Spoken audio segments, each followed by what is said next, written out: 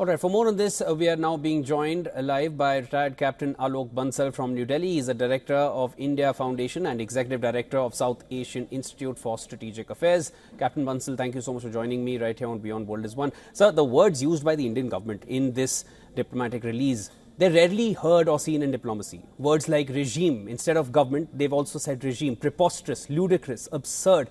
It's clearly a loud and firm response to Ottawa. Give me your take on India's response here. See, after what Canadians have done, Indian government was left with no other alternative but to react, and it reacted strongly. Because one needs to understand that Canada's response to terrorism has been varied.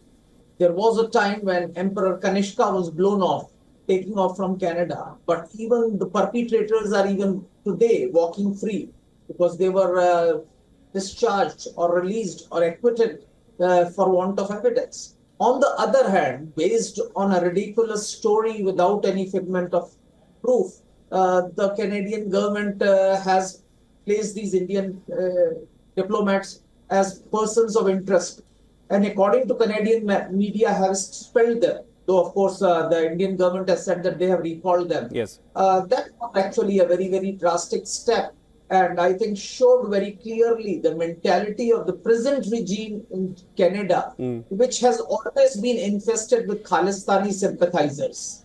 We also need to understand that the current regime in Canada is dependent on the support of New Democratic Party, even though it has withdrawn its support, but it has actually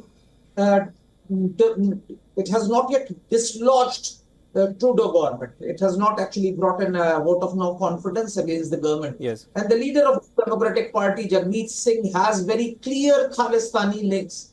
If you go back into history of this man, he has been protesting against visits of Indian ministers to Canada even decades ago. So his known linkages with Khalistanis is known.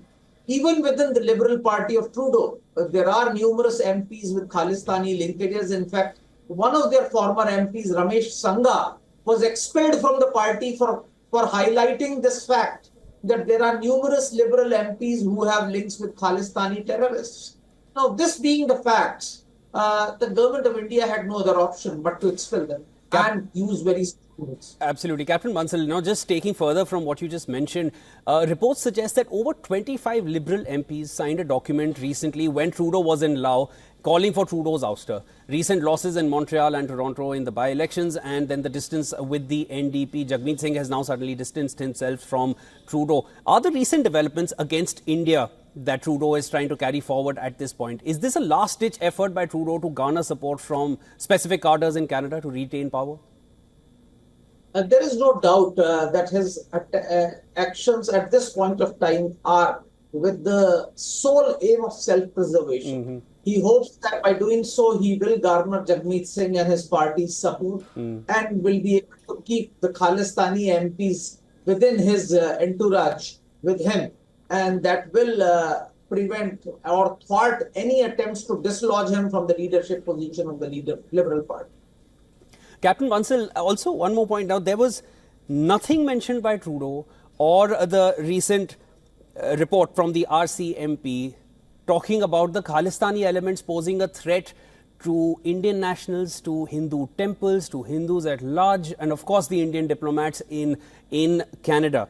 What they've mentioned is that Indian diplomats or nationals from the Indian government, they are posing a threat to public safety. Give us your assessment. Is this report just to be seen as a compromised one since it has no mention of other obvious facts? It seems that the Canadian government has been biased as far as Khalistanis are concerned. And I think the clearest manifestation of that is the probe into Emperor Kanishka's bombing. You look at it, most of the citizens who died were most of the people who died were Canadian citizens. Yes. Despite that, neither the Canadian government, as it has been revealed, took adequate steps to prevent that bombing. It could have been prevented because the people had a trail of who was going to do that.